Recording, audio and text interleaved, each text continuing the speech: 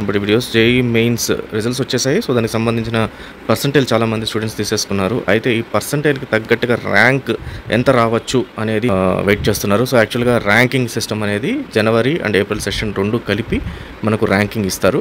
But ఆ ర్యాంకును కూడా మనం ఈజీగా క్యాలిక్యులేట్ చేసుకోవచ్చు. దానికి సంబంధించిన సింపుల్ క్యాలిక్యులేటర్ ఒకటి చూపిస్తాను. సో ఈ ప్రాసెస్ ప్రకారం మీ ఓన్గా మీ ర్యాంక్ని మీరే క్యాలిక్యులేట్ చేసుకోండి.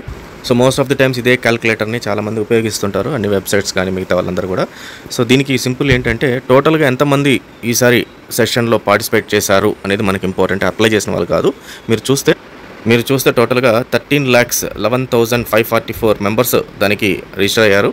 అపీర్ అయిన వాళ్ళు మాత్రం 12,58,136 మెంబర్స్ అపీర్ అయ్యారు. సో మనకి ఈ కౌంట్ అనేది చాలా ఇంపార్టెంట్ జాన్ సెషన్ సంబంధించి. అండ్ ఏప్రిల్ సెషన్కి జనరల్గా ఇంకొక 1 lakh మెంబర్స్ ఈజీగా పెరుగుతారు. సో 13.5 lakh మనం 14 lakhs ఈజీగా అనుకోవచ్చు. 14 lakhs to 14.5 lakhs అనేది ఈజీగా అనుకోవచ్చు అనమాట. సో ఈసారి మనం 14 to 14.5 lakhs కింద తీసుకుందాము. సో దీని బేస్ ప్రకారం క్యాలిక్యులేటర్ ఎలా క్యాలిక్యులేట్ చేయాలో చూద్దాము. సో దీనికి కావాల్సిన ఫార్ములా వచ్చి total number of appeared students ఎంతమంది ఉన్నారు, 2,58,136 మెంబర్స్. సో ఇంటూ 100 మైనస్ మీకు వచ్చిన పర్సంటైల్ ఏదైతే ఉందో ఈ పర్సంటైల్ని వేసుకొని టోటల్ డివైడెడ్ బై 100 అని చేయాలి. సో ఇది మనకు జనవరి సంబంధించిన సెషను. అక్యురేట్గా కావాలి అనుకుంటే మనము ఏప్రిల్ సెషన్ రెండింటికి కలిపి 1,45,000 మెంబర్స్ని తీసుకుందాం. 14,50,000 మెంబర్స్ని తీసుకుందాము.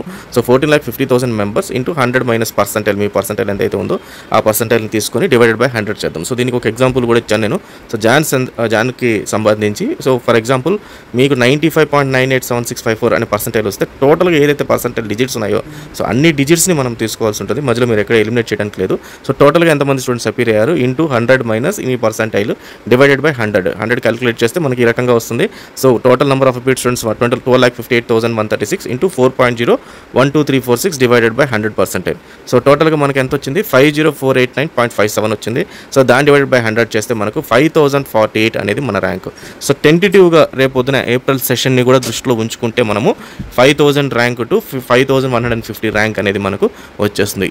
ఈ టైప్ ఆఫ్ క్యాలిక్యులేషన్ ఈజీగా మీరే ఇంట్లో కూర్చొని క్యాలిక్యులేటర్ బేస్ చేసుకొని లేదా ఫోన్లో కానీ క్యాలిక్యులేట్ చేసేసుకోవచ్చు. మీ ర్యాంకింగ్ని డిటర్మైన్ అయితే చేసేసుకోవచ్చు. Then coming to cut offs, ఈసారి JEE advance cut off as well as NITs and triple జిఎఫ్టీఎస్కి సంబంధించిన కట్ ఆఫ్ నెక్స్ట్ వీడియోలో వస్తుంది.